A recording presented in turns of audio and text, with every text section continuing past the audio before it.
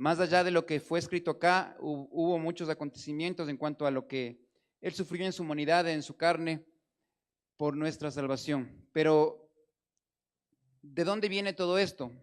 ¿Cuál fue el propósito de Dios para el ser humano? ¿De dónde viene el que Jesús haya tomado nuestro lugar? ¿De dónde inicia todo? ¿De dónde principia toda esta relación de Dios con el ser humano? Antes de empezar con el mensaje, les invito a cerrar los ojos. Vamos a orar y a pedir que el Señor dirija lo que vamos a hacer ahora. Así que oremos. Amado Señor, estamos aquí en tu presencia, agradeciéndote porque tú estás en este lugar, Señor. Gracias, amado Padre, por tanto amor, por tanto cuidado hacia nuestras vidas, Señor. Gracias siempre por Jesús, por su obra en la cruz, por aquel sacrificio que Él tuvo y entregó para nuestra salvación. Gracias siempre porque no te importó tu dolor, sino que te importó más nuestra salvación.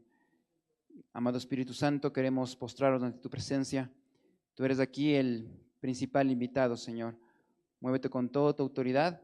Y ahora que vamos a abrir tu palabra, que ella sea la que nos hable con claridad, como siempre lo hace, con un entendimiento claro, Señor. Quedamos en tu presencia, que cada cosa que se haga, se diga aquí, sea tuya, Señor. Te honramos en el nombre de Jesús. Amén. Les invito a abrir sus Biblias en el libro de los Hechos, capítulo 2. Hechos, capítulo 2, versículos 22 al 24. Les decía hace un rato, ¿de dónde empezó todo esto de nuestra salvación? ¿De dónde fue diseñado el plan de nuestra salvación? Hay muchas teorías, muchas versiones sobre la venida de Jesús, sobre su encarnación, sobre su vida, sobre la obra que Él realizó aquí. Y hay muchas cosas que se han dicho. Obviamente un creyente se va a fijar en lo que diga la palabra de Dios. Pero a ver, hay doctrinas teológicas que dicen que Jesús apareció a los 30 años y empezó a enseñar y a hacer milagros y esa fue su vida. Pero ¿qué hubiese pasado si Jesús aparecía ya de adulto acá y moría en la cruz y sacrificaba su vida? No hubiese sido lo mismo porque el Señor no hubiese pasado lo que nosotros pasamos. Y en realidad, como dice Pablo en Corintios, Jesús nos entiende y nos comprende y Él puede soportar, o más bien nos ayuda a soportar cuando somos tentados porque Él también fue tentado. Eso es muy cierto. Así que Jesús, como dice Gálatas 4:4, tenía que nacer de mujer en el tiempo que Dios determinaba para que Él sea un ser humano que entregue su vida por nosotros, un ser humano perfecto, sin pecado.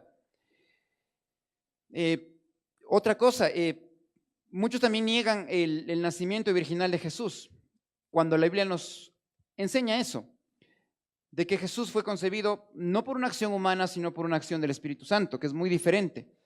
Pero a ver, Jesús dice en la Biblia que tenía que atravesar todo lo que nosotros pasamos. Y así mismo fue. Pero ¿de dónde viene esto?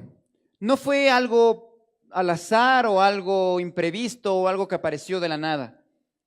No es que en el cielo estaba el Padre y miró que Adán y Eva pecaron y dijo, pecaron Adán y Eva, ¿qué hacemos? Y diría el Padre, ¿cómo les ayudamos? No fue así, sino que todo ya fue determinado en un plan perfecto de Dios para que el ser humano se salve.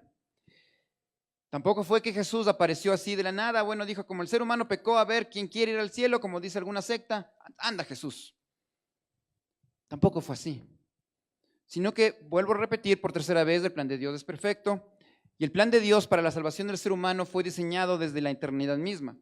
Y Dios miró la condición del ser humano y dijo, el ser humano de por sí es pecador. De por sí el ser humano va a infringir lo que yo le voy a poner, así que hay que hacer algo para que el ser humano no se pierda. Jesús aceptó el reto de Dios, y le podemos llamar reto entre comillas, y Jesús vino acá a la tierra, se encarnó, tomó el lugar de un ser humano y murió por nuestros pecados. Eso es muy difícil de entender. ¿Cómo el Dios soberano que está en el cielo, el Dios eterno, tomó la forma de un ser humano para que nosotros hoy pudiéramos tener la salvación?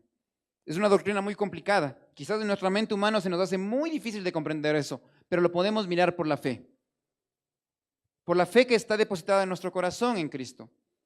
Ahí podemos entender cómo pasó esto. Pero ¿desde dónde viene esto? Vámonos, como les decía, al libro de los Hechos, al capítulo 2, versículos 22 al 24.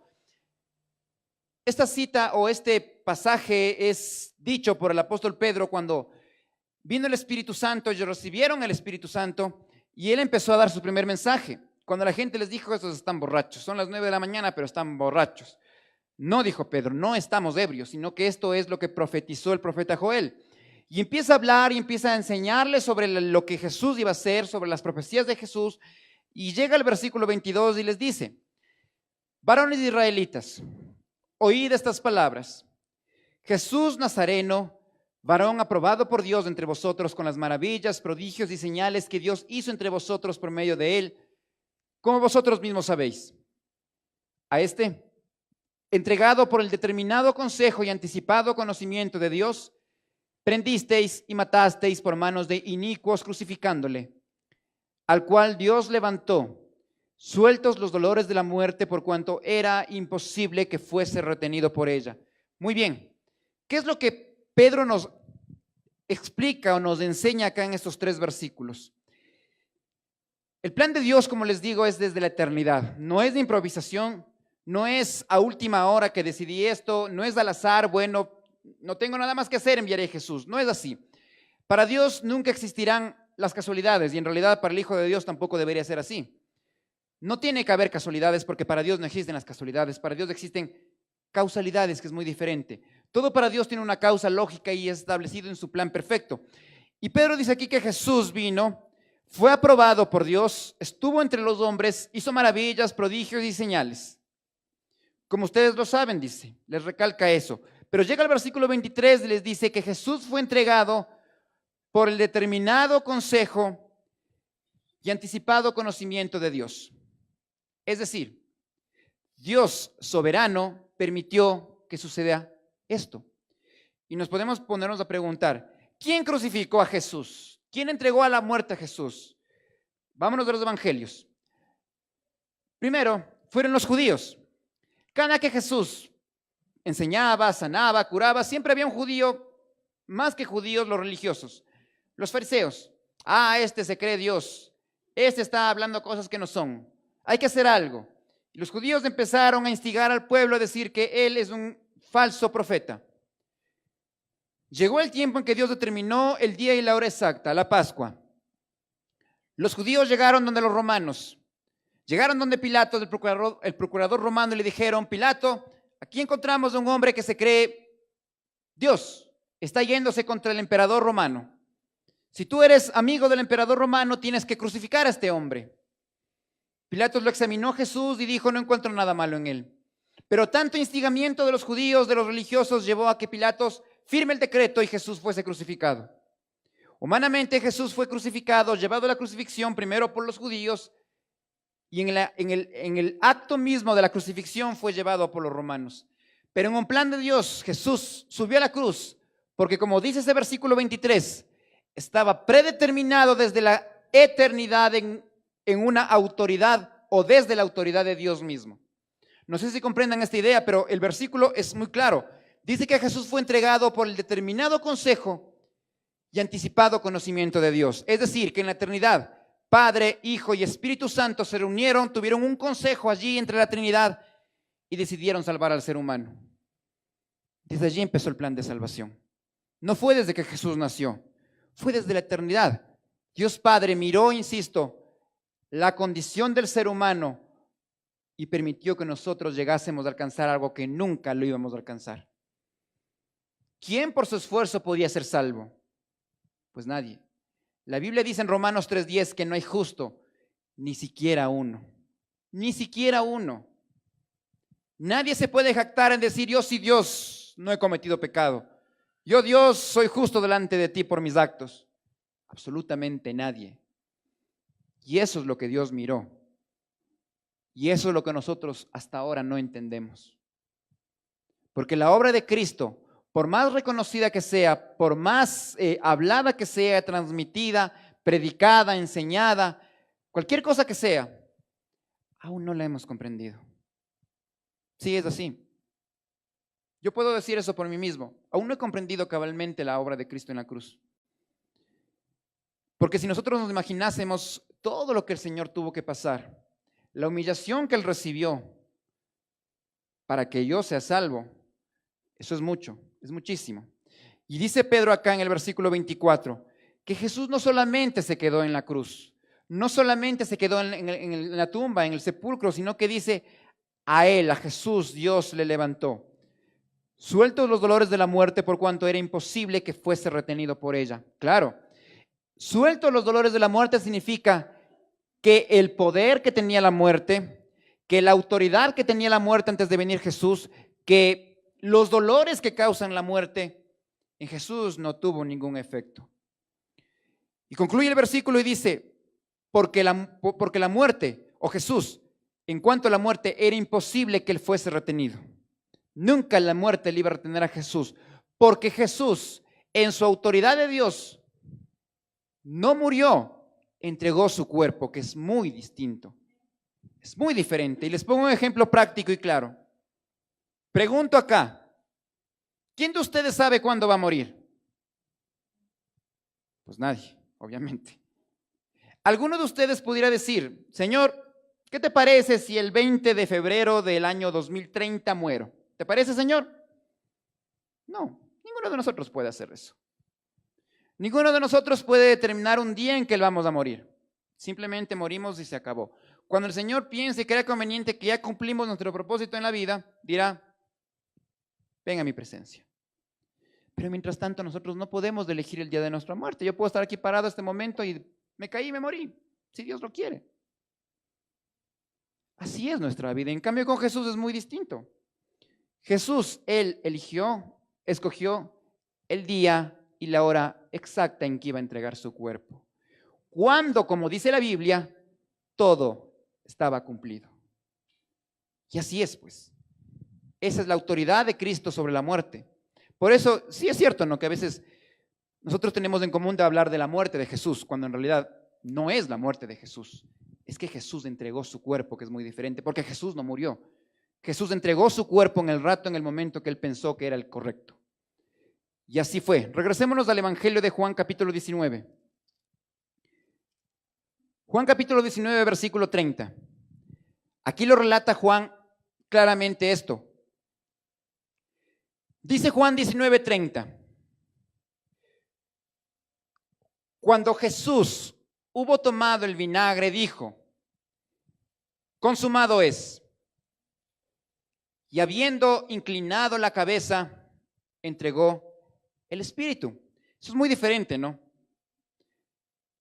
De que cuando Jesús, como insisto, ya cumplió todo, porque como escuchábamos el viernes la exposición de nuestro hermano Hernán de esta palabra, él decía, justo eso, un pago en su totalidad, significa la expresión consumado es, un pago completo.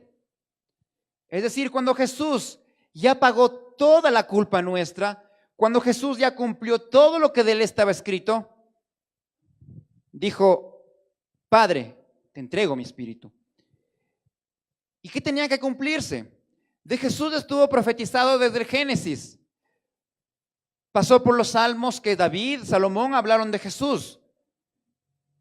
Pasó por los profetas, que cada uno de ellos profetizaba que iba a venir un Mesías.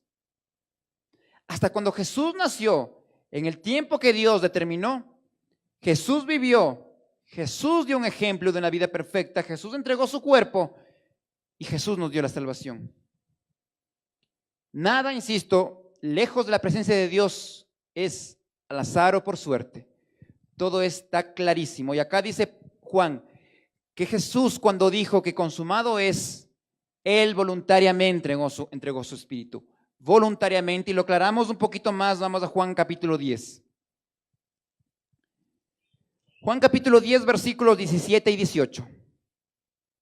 ¿Qué les dijo el Señor a sus discípulos cuando estaba enseñando sobre la parábola del buen pastor? Jesús decía, yo les voy a dar ejemplo. Yo soy su pastor, dijo Jesús. Yo como su pastor voy a dar mi vida por ustedes. Pero ¿cómo va a ser esto? Les explica Jesús. Juan 10, 17, 18. Por eso me ama el Padre, porque yo pongo mi vida para volverla a tomar. Nadie me la quita, sino que yo de mí mismo la pongo. Tengo poder para ponerla y tengo poder para volverla a tomar. este mandamiento recibí de mi Padre. Y si ustedes no se conmueven con estos dos versículos, no sé con qué podremos conmovernos. Pero la gracia del Señor es mucho más allá de lo que podemos comprender. Vuelvo a repetir una vez más, Jesús no murió, Él entregó su cuerpo en el momento que creyó justo. Porque dice aquí los dos versículos, me ama el Padre por una cosa, dice Jesús. Entendamos cada frase que explica aquí Juan. Primero, Jesús dice, yo pongo mi vida. Yo, dice Jesús, yo estoy entregando mi vida voluntariamente. Nadie me ha obligado a hacer esto. Yo quiero hacerlo porque amo a la humanidad, porque amo al pecador, porque no quiero que cada uno de estas personas se condene. Yo quiero que ellos vivan conmigo eternamente. Eso dice Jesús. Yo pongo mi vida. ¿Para qué? Dice Jesús. Para nuevamente volverla a tomar. ¿Quién puede decir eso? ¿Quién puede decir yo voy a morir para otra vez volver a revivir? Nadie.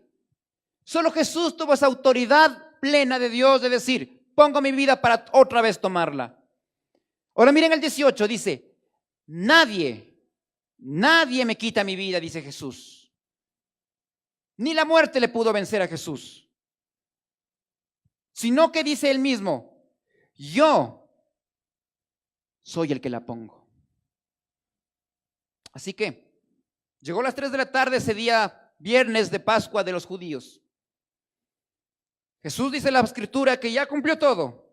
Entonces Jesús dijo, son las 3 de la tarde, ¿por qué? ¿Por qué no murió a las 2? ¿Por qué no murió a las 5? ¿Por qué no murió a las 10 de la noche? ¿Por qué no murió el siguiente día? ¿Por qué escogió ese momento justo de la historia para morir y entregar su cuerpo? Porque Jesús vino a cumplir todo lo que decía la ley. Él fue el cumplimiento perfecto de la ley.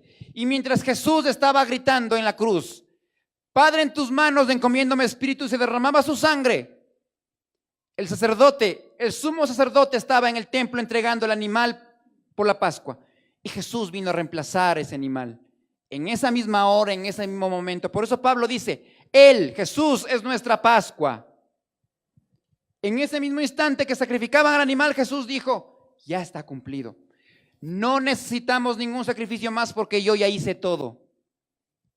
Y dice Juan nuevamente, tengo poder para ponerla y tengo poder para volverla a tomar. Eso es Jesús. Eso hizo en la cruz. Él tuvo ese poder para poner su vida en el rato que Él quiso y también tuvo el poder para volver a tomar su vida en el momento que Él quiso. Nadie ha hecho eso y nadie lo hará. Por eso Jesús, con toda la autoridad, cuando ascendió al cielo, dijo, toda potestad me es dada en el cielo y en la tierra. ¿Quién ha osado decir esas palabras? Ni el más grande líder del mundo puede decir eso. Ni el más grande líder religioso ha podido decir esas palabras. Solo Jesús en su autoridad ha dicho, toda potestad tengo en el cielo y en la tierra. Y el que quiera negar esa autoridad de Cristo es porque, como dice la Biblia, es un necio, es una necia. Por eso dice Romanos 3, dice el necio en su corazón no hay Dios. Ahora, si nosotros estamos mirando todo esto, lo que Jesús hizo, ¿cómo nosotros lo analizamos o lo vivimos interiormente? Es fácil a veces gritar a los cuatro vientos, gracias Señor por tu salvación, porque moriste en la cruz, gracias porque vives y tanta cosa. Pero la resurrección de Cristo también nos lleva a que nosotros también resucitemos, a que nosotros también vivamos y que no estemos todavía sofocados por el pecado y por el mundo. Que nosotros también digamos lo mismo, Jesús, tú tomaste mi vida, pero tú también vas a tomar mi vida para levantarla y resucitarla, de que no siga viviendo en el pecado. Y hemos hecho énfasis en este mes y medio último sobre la vida de santidad, sobre los mensajes de la santidad. Y la santidad no solamente gritar un amén en una iglesia, sino es decir, Cristo, quiero resucitar contigo. Así como esta cruz está vacía, que es un símbolo de lo que pasó allí en el Calvario, así nuestra vida también tiene que vaciarse, limpiarse, restaurarse, renovarse de la mano de Cristo. Y Jesús tiene esa autoridad que nadie le quitó su vida, sino que él voluntariamente fue el que la puso. La muerte no tuvo poder sobre él. Satanás quiso y pensaría que ya le derrotó a Jesús, pero no. Y regresemos más de 2000 años atrás. Lleve su mente al Calvario. Jesús es clavado, está allí con sus brazos extendidos. Cada hora que pasa, cada momento que pasa, Jesús tiene más dificultades en respirar. Y el diablo estaría mirando y diría, lo hice, le vencí. Ya estaría abriendo una botellita de champán para brindar con sus demonios. Y diría, triunfamos sobre el Hijo de Dios. Lo vencimos. Fue tan fácil, diría Satanás. Qué fácil que fue. Yo me imaginaba que iba a ser un poquito más difícil vencerle a este hombre. Pero ahí está, diría el diablo, está en la cruz, muriéndose. El problema es que el diablo no tenía claro lo que estaba pasando. Que eso, como vimos en la primera cita, fue un plan mismo de Dios. No es que él estaba derrotando a Jesús. Eso ya estaba predeterminado en la autoridad de Dios. Ahora, el apóstol Pablo nos habla de la resurrección de Jesús.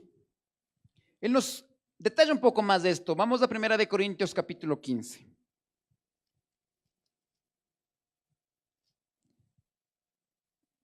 Primera de Corintios capítulo 15, versículos 1 al 10.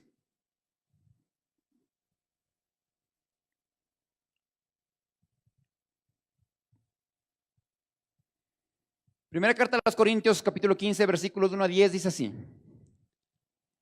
Además os declaro, hermanos, el evangelio que os he predicado, el cual también recibisteis y en el cual también perseveráis, por el cual asimismo, si retenéis la palabra que os he predicado, sois salvos si no creísteis en vano. Porque primeramente os he enseñado lo que asimismo recibí, que Cristo murió por nuestros pecados conforme a las Escrituras, que fue sepultado y que resucitó al tercer día conforme a las Escrituras, que apareció a Cefas y después a los 12. Después apareció a más de 500 hermanos a la vez, de los cuales muchos viven aún y otros ya duermen. Después apareció a Jacobo, después a todos los apóstoles, y al último de todos, como un abortivo, me apareció a mí. Porque yo soy el más pequeño de los apóstoles, que no soy digno de ser llamado apóstol, porque perseguí a la iglesia de Dios.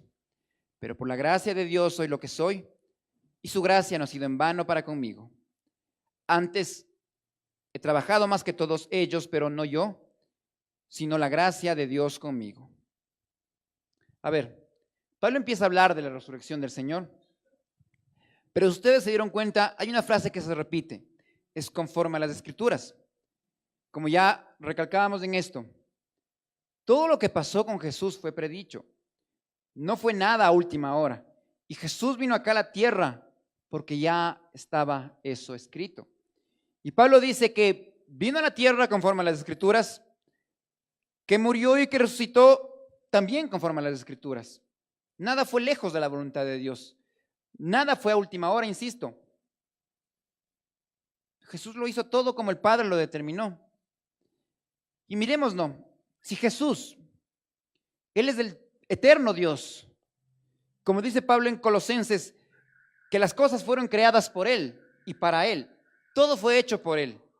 Si Jesús, que es el dueño del universo, no le importó dejar su trono de gloria, venir a la tierra y humillarse para vivir como un ser humano,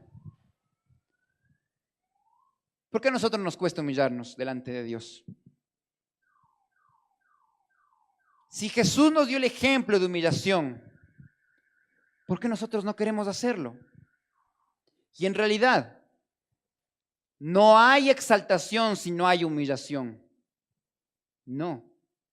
No esperemos que a mí Dios me exalte cuando yo no me he humillado ante su presencia y su autoridad. No pasa eso. Porque si Jesús hoy es el nombre sobre todo nombre y el nombre que derrota cualquier circunstancia o cosa, es porque Jesús se humilló. Eso lo recalca claramente Filipenses 2, ¿no? Que dice que Jesús se humilló hasta la muerte y muerte de cruz. Por eso dice, recibió un nombre que es sobre todo nombre. Y Pedro lo entendió eso y cuando escribió su carta dijo, humillaos bajo la poderosa mano de Dios para que Él los exalte cuando fuere tiempo. Así mismo es el proceso, no es al revés. Y en realidad, nosotros muchas veces queremos vivir como estrellas delante de Dios, ¿no? Ya porque me paro aquí a predicar, yo ya me creo el muy importante, yo ya soy intocable, cuidado, no se me acerquen a mí porque yo predico. Es que como ya me aprendí unos 2 que 3 acordes en la guitarra, yo ya, cuidado conmigo, no me digan nada. Como yo ya ayudo en un servicio, no, es que ya el pastor me puso en otra posición, conmigo no se metan. Qué engañados que vivimos, ¿no? Si Jesús, el Hijo de Dios, se humilló, ¿por qué a nosotros nos cuesta humillarnos? Él se humilló y por eso ha sido exaltado por sobre todo. Porque Jesús decidió tomar un lugar que no le correspondía, que a Jesús no le tocaba participar. Pero Él se humilló porque obedeció la voz del Padre. Y el dolor que Él pasó en la cruz fue, repito, porque Él obedeció la voz del Padre, no por nada más. ¿Qué pasa cuando el Padre nos habla a nosotros? Cuando nos pide que sirvamos, cuando nos pide que nos involucremos, cuando nos pide que respetamos al prójimo, que respetamos al familiar, que hagamos una cosa, que hagamos otra. ¿Cómo le respondemos? Señor, eso no es para mí. Búscate otro. Yo tengo ya mi vida bien diseñada, tengo mis planes. ¿Saben qué es lo lindo de la vida? Que Dios nos corte nuestros planes. Eso es maravilloso.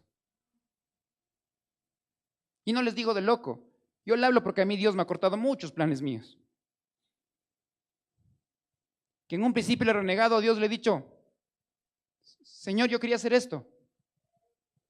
Y me he quejado contra Dios. Pero luego he entendido que el plan de Dios es perfecto al final de cuentas y tiene un propósito. Entonces es preferible que Dios corte nuestros planes humanos imperfectos, pero salgan adelante a sus planes perfectos. Eso es mucho mejor. Pero ¿cómo viene eso? Con la humillación. Entendiendo qué pasó en el Calvario. Que no solamente fue un hombre clavado 6 horas, sino que fue la gracia de Dios. Por eso miremos. ¿Qué dice Pablo acá? Versículo 9. Miremos esto. Dice el apóstol, porque yo soy el más pequeño de los apóstoles, que no soy digno de ser llamado apóstol porque persigue a la iglesia de Dios. Claro, hubiese sido fácil para Pablo decir, bueno, es que como yo soy el apóstol Pablo, yo prediqué en todo el mundo, me han metido preso por Jesús, he sufrido tantas cosas por el Señor, entonces conmigo no se metan. Hubiera sido muy fácil para Pablo decir eso, pero Pablo entendió claramente la cruz. Por eso dice, no, yo me considero el último de los apóstoles porque inclusive soy hasta perseguidor, fui perseguidor de la iglesia, dice el apóstol. Me considero como un abortivo, dice allí el texto, es decir, como alguien nacido fuera de tiempo. Pero dice Pablo en el 10, solo por la gracia de Dios soy lo que soy. Porque su gracia no ha sido en vano para conmigo. Así es. La gracia de Dios nunca será vana para nosotros. Y si nosotros somos algo, logramos algo, alcanzamos algo, todo es por su gracia. Y en realidad, como preguntaba en el culto anterior, imaginémonos, si el gran apóstol Pablo, tremendo hombre, escribe esto y dice, soy así por la gracia de Dios. ¿Nosotros por qué nos alzamos entonces, pues? ¿Nosotros por qué nos creemos superiores a otros? ¿Por qué diferenciamos a la gente, inclusive hasta por su apellido, por su color de piel, por donde vive? Nosotros sí nos damos el lujo de hacer esas cosas, ¿no? Porque no entendemos la gracia. Si Jesús hubiese actuado como nosotros actuamos, se clavaba en el Calvario y diría Juan 3:16, porque de tal manera amó Dios a los rubios que dio su vida por los rubios para que los rubios no se pierdan. Los morenos nos fregamos. Es que es así, pues. Pero Dios no miró nada. miró el pecado nada más. Y Pablo dice, por la gracia de Dios soy lo que soy. Todo es por su gracia. Nada está fuera de esa gracia. O sea, si nosotros comprendemos realmente el Evangelio, vamos a entender que todo viene de la gracia de Dios. Y Pablo dice, todo es por la gracia. Su gracia no ha sido en vano para conmigo. Antes, dice Pablo, he trabajado más que todos ellos, pero ¿qué dice? No yo, sino la gracia de Dios conmigo. Repite casi 3 veces lo mismo en el mismo versículo. Por la gracia, aunque he trabajado, dice Pablo, aunque yo he hecho más que otros, pero no es por mí, dice el apóstol. Es por Él, es por su gracia. Entonces, si Jesús estuvo clavado allí en la cruz, hay que reconocer eso, pues. Hay que valorar ese sacrificio. Hay que dar el crédito debido. Y regresemos nuevamente a la cruz. Hay un versículo que es muy conocido, que inclusive cuando se bautizan los hermanos, creo que ese es el 90% de los hermanos dan ese versículo. Gálatas 2:20. Versículo muy memorizado, muy sabido, muy recitado, muy estudiado, pero capaz que nunca entendido. Miremos la cruz de Cristo. Miremos a Jesús allí. Llevemos nuestra mente allá a Jesús ensangrentado. Dice Pablo en Gálatas 2:20, con Cristo, ¿qué cosa? Estoy juntamente crucificado. Entonces ahí empieza todo. Imagínense a Jesús extendiendo sus brazos, sus manos clavadas, sus pies clavados, su cuerpo todo golpeado, su rostro desfigurado, gotas de sangre cayendo allí, el piso abajo de la cruz todo lleno de sangre. Y Pablo dice, con Cristo estoy juntamente crucificado, es decir, yo tengo que estar igualito. Así como se imaginaron ahorita Jesús, tenemos que estar así, idénticos. Porque dice Pablo, con Cristo estoy juntamente crucificado. Juntamente, es decir, con Él. Con Cristo estoy juntamente crucificado. Y añade, dice, ya no vivo yo. ¿Por qué? Porque allí en la cruz, yo al haber sido crucificado con mis pasiones y deseos, morí para siempre. Mi carne tiene que haber muerto. Mi ego tiene que haber muerto. Mi orgullo tiene que haber muerto. Mi negligencia tiene que haber muerto. Todo lo que no me edifica tiene que haber muerto. Con Cristo estoy juntamente crucificado. Entonces, si yo me crucifiqué con Cristo, yo ya no tengo que vivir. Y hermanos, los que ya se han bautizado deben recordar si les enseñaron que eso es lo que significa el bautismo. Me sumergen, estoy muriendo al pecado y al mundo. El simbolismo del bautismo es eso. Salgo del agua significa resucité a una nueva vida en Cristo. Es el simbolismo que nosotros tenemos en el bautismo. Que yo he muerto al pecado, pero resucitado a una nueva vida en Cristo. Eso es lo que Pablo dice en Gálatas 2:20. Ya no vivo yo, sino que Cristo vive en mí. Ya no vivo yo. Cristo es el que vive en mí. Entendamos bien profundamente esa frase. Yo ya no soy el que vivo. Por eso Pablo dice, no soy yo, es la gracia de Dios. Ya no vivo yo, sino que Cristo es el que está o tendría que vivir en mí. Y no se queda allí Pablo, sino que dice, lo que yo ahora estoy viviendo, lo que yo hoy vivo, aunque todavía esté en un cuerpo de pecado, esto que yo hago, que yo soy, tengo que empezarlo a vivir. ¿Cómo? Lo vivo en la fe del Hijo de Dios. Tengo que pensarlo a vivir en esa fe de Cristo. Porque si es que yo he dicho que he muerto el pecado, tengo que mirarle a Jesús diariamente en mi vida. Tengo que mirarle a Jesús en cada paso que doy.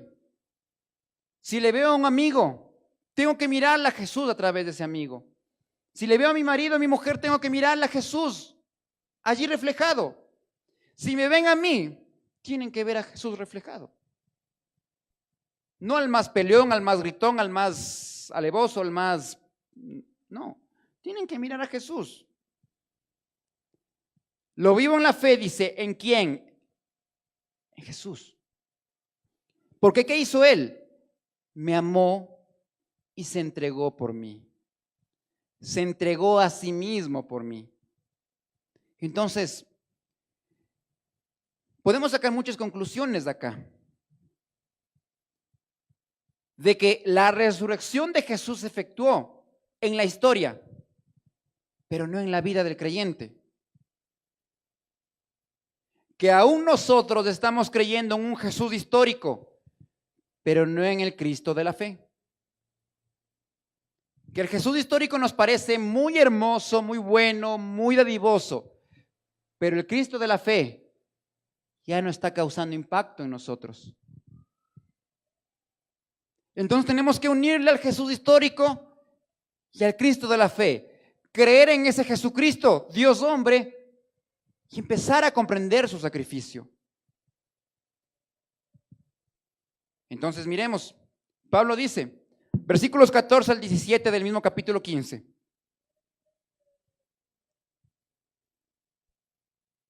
Y si Cristo no resucitó, vana es entonces nuestra predicación, vana es también vuestra fe. Y somos hallados falsos testigos de Dios porque hemos testificado de Dios que Él resucitó a Cristo, al cual no resucitó si en verdad los muertos no resucitan. Porque si los muertos no resucitan, tampoco Cristo resucitó. Y si Cristo no resucitó, vuestra fe es vana, aún estáis en vuestros pecados. Asimismo es. La teología cristiana se resume en una simple cosa, que no es tan simple a propósito, en que Jesús resucitó. Porque el apóstol Pablo recalca y dice, ¿qué hubiera pasado si Jesús era un gran hombre, una gran persona, hacía milagros, sanaba, resucitaba muertos, enseñaba cosas muy buenas, positivas, subía a la cruz, moría, entregaba su cuerpo y ahí quedaba? Pablo dice, estábamos perdiendo el tiempo. Nuestra fe era vana, no tenía sentido de creer en Él. Y en realidad, de muchos líderes históricos, de muchos líderes religiosos, de muchas sectas formadas, ¿dónde están esas personas? Muertas y enterradas. Inclusive sus tumbas en cierto punto son hasta lugares de peregrinación. Les preservan bien allí, les formalizan, les tienen unas urnas de vidrio, bien bonito, bien alhaja está la cosa allí. Pero están muertos. En cambio Jesús dejó la tumba vacía. La cruz está así, sin nadie colgado. Y aunque quieran desacreditar, como se corría el rumor en el tiempo de Jesús, que robaron el cuerpo, Jesús dijo, tengo toda potestad sobre el cielo y la tierra. Pueden decir lo que quieran, pero ningún muerto transforma vidas como lo ha hecho Jesús. Pero ningún muerto da salvación como lo hace Jesús. Ningún muerto sana familias como lo hace Jesús. Ningún muerto nos da una esperanza de una vida eterna. Ningún muerto hace eso. O vaya y pregúntele a su familiar que está muerto hace tantos años, pregúntele, ¿tú me vas a dar vida eterna? No va a escuchar nada, porque está muerto. En cambio, si usted le pregunta a Jesús, ¿me vas a dar vida eterna? Jesús le dice, estoy preparando un lugar para ti. Esa es la gran diferencia. Entonces pueden decir que Jesús está muerto, que se robaron el cuerpo, que no resucitó, que no sé cómo. Pero ¿cómo se puede negar la evidencia más clara de personas salvas y restauradas? ¿Cómo se puede negar la evidencia de un templo que se abre y conmueve a las personas con la predicación? ¿Cómo se puede negar la evidencia de Jesús? Y en realidad, si nosotros lleváramos a un juicio a los detractores de Cristo y a quienes defienden la fe, vuelvo a insistir, no hay evidencia para negar a Jesús. Por ningún lado. Podrán ponerme experimentos científicos y cosas históricas, pero el simple hecho de que yo soy salvo y siento a Jesús en mi corazón representa una evidencia clarísima. No podemos negar lo que cambia, lo que transforma. Y un muerto no transforma vidas, vuelvo a repetirles. Y Jesús transforma vidas porque está vivo. Y porque hoy está a la diestra del Padre, vivo. Y más que vivo, Él va a venir por su pueblo. Nos va a llevar a vivir con Él para siempre. ¿Qué más evidencia quiere uno? Entonces, hermanos y hermanas, está claro esto. Pero el problema está en que si nosotros aún no hemos reconocido a Cristo, el problema está en que aún nosotros nos negáramos a recibir a Cristo. Y es lo mismo que pasó con Jesús. Esto no es por obligación, siempre será una decisión personal. Así como Jesús entregó su cuerpo voluntariamente, yo también tengo que decidir voluntariamente. Porque estamos hablando de cosas serias y reales. Ahora Pablo habla algo más y hace unas preguntas interesantes. Vamos al versículo 55 del mismo capítulo 15.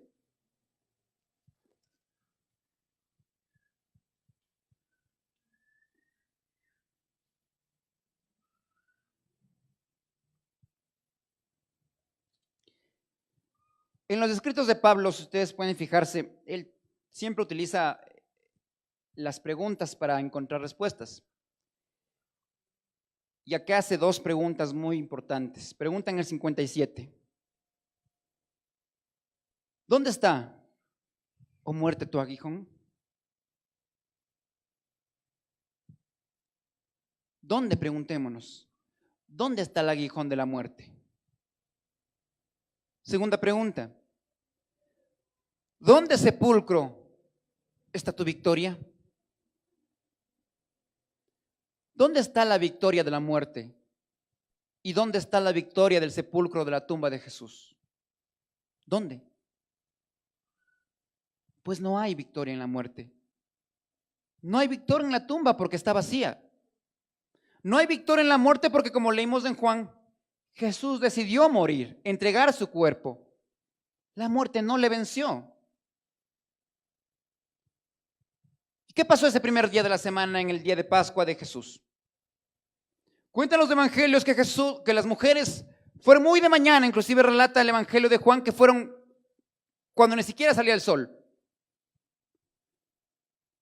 Fueron muy de mañana al sepulcro. ¿Y qué encontraron? La piedra removida. Lo primero que se preguntarían y que se preguntaron las mujeres: ¿le robaron el cuerpo del Señor? Entraron, no encontraron a nadie, estaba vacío. Salieron corriendo, fueron a los apóstoles, les dijeron: robaron el cuerpo del Señor. El impetuoso Pedro salió con Juan, fueron corriendo al sepulcro. Llegaron y vieron la misma escena. Todo vacío. Pedro, como era un poco más osado, ingresó al sepulcro y miró, dice la Biblia, los lienzos bien arreglados.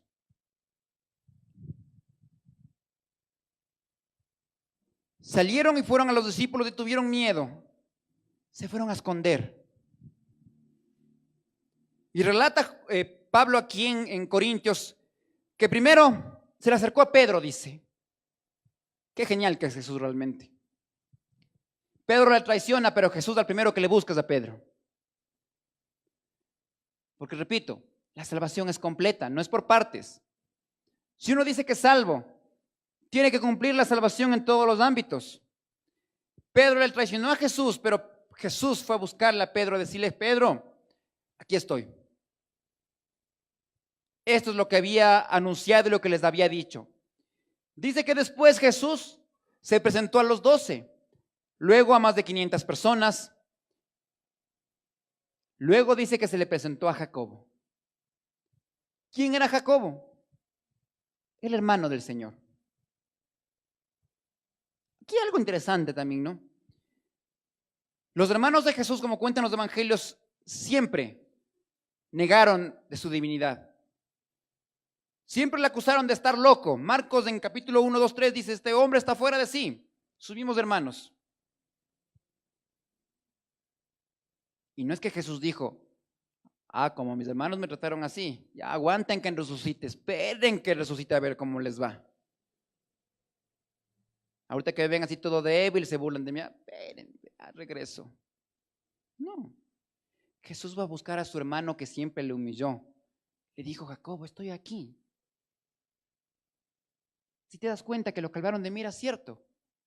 Y después Jacobo, su hermano, terminó escribiendo un libro de la Biblia y terminó siendo el líder de la iglesia de Jerusalén. Ahora, la salvación, como les insisto, es completa. Y nosotros hoy en la iglesia levantamos manos, cantamos con tanta alegría: oh, sana el Altísimo. Pero quizás estamos peleados con un familiar que no hablamos años. Quizás a mi madre no le hablo porque me hizo esta, porque me quitó la herencia, entonces no le vuelvo a hablar a mi mamá. Es que mi hermano se portó tan mal conmigo que mejor, si hay reuniones familiares, yo no voy si él está. Es que mi primo es tan mala nota que me ha hecho tantas cosas que no. Hosana al Altísimo. Miremos el ejemplo de Jesús. Jesús, dice la Biblia, que completó todo, y todo es todo. Y Él, a través de la salvación, nos lleva a restaurar vidas, restaurar familias y vivir en santidad. No es a medias. No es que, hermano, que el Señor le bendiga, pero a mi mujer, vamos, ve a la casa, ve. Pastor, hombre de Dios, bendecido, pero el marido, ay, que este gordo como molesta. No es así.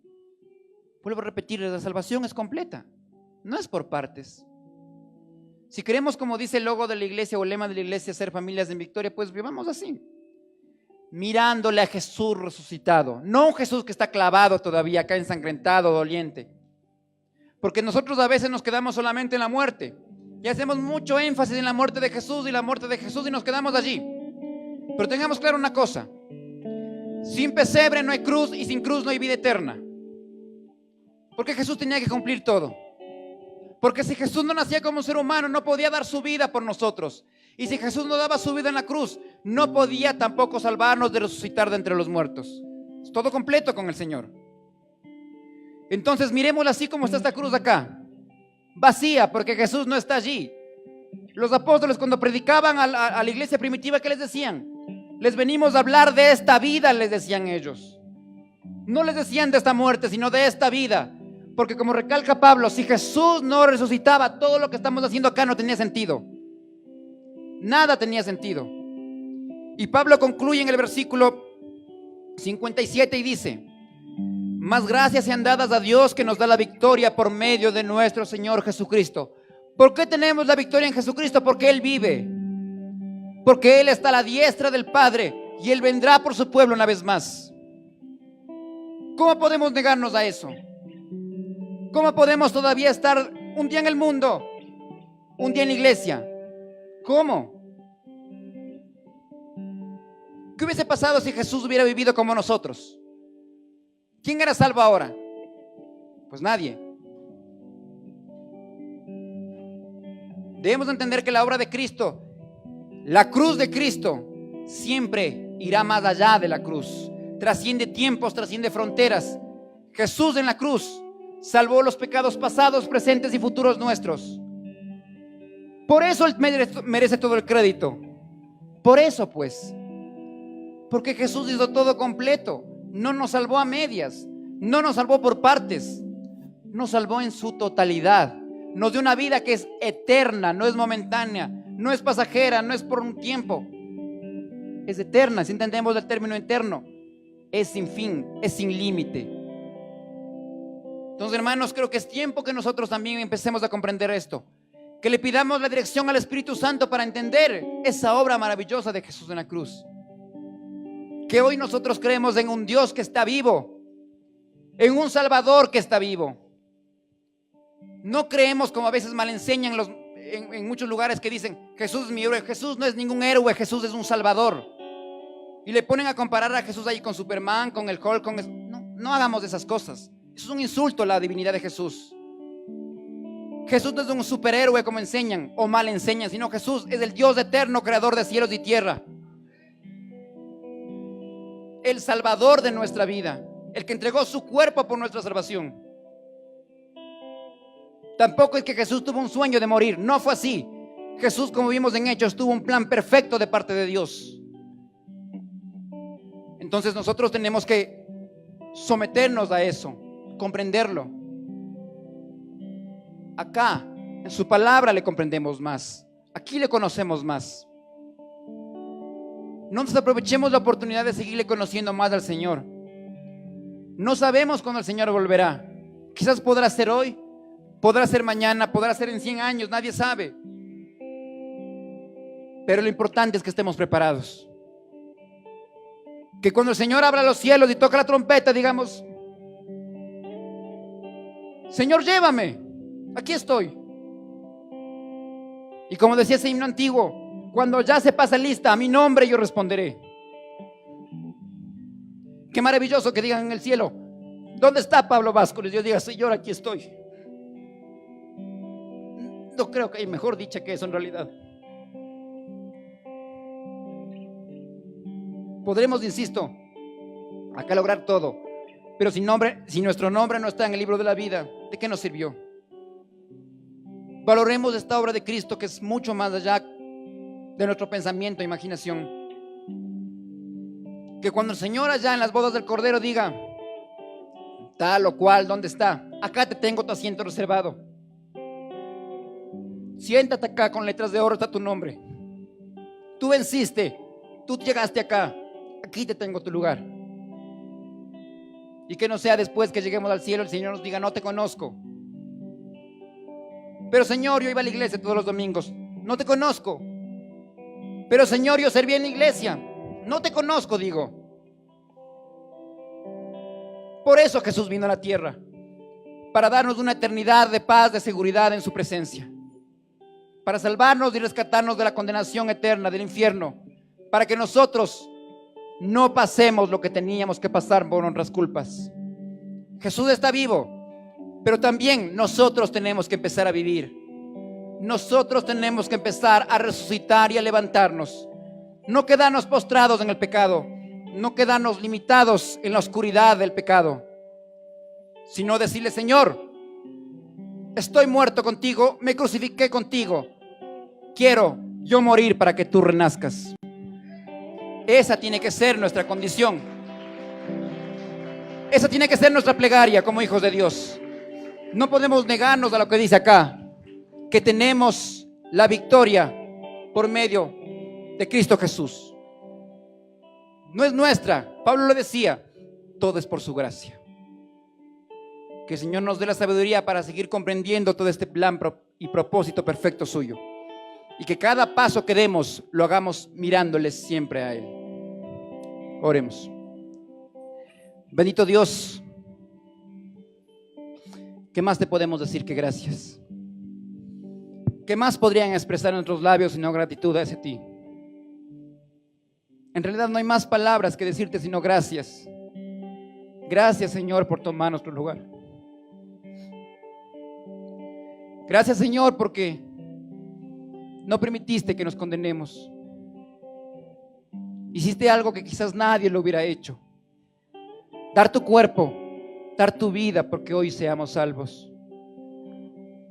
Señor, gracias, gracias, muchas gracias por eso, amado Dios. Jesús, por algo tu nombre está sobre todo, porque tú completaste una obra que no era la tuya.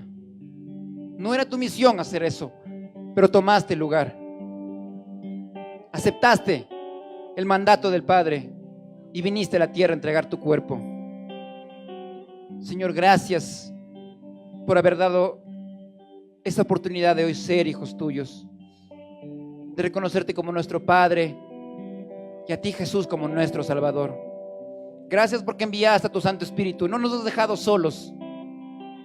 Hoy Él mora en nuestra vida, y aunque a veces le respetamos, le hacemos entristecer, pero igual gracias por tu Santo Espíritu, porque Él nos permite comprender tu palabra y tu voluntad. Señor, bendice esta iglesia Betel. De igual manera, mientras tú estabas clavado en la cruz, la compraste con tu sangre. La adquiriste con tu sangre preciosa, Señor.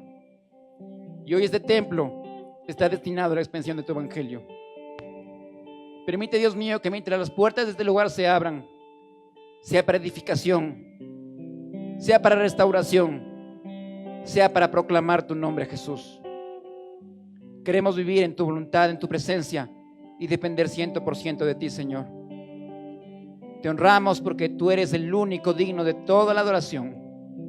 Exaltamos tu nombre por sobre todo nombre y nos rendimos en tu presencia, Señor. En el nombre poderoso, en el nombre santo de Jesús. Amén.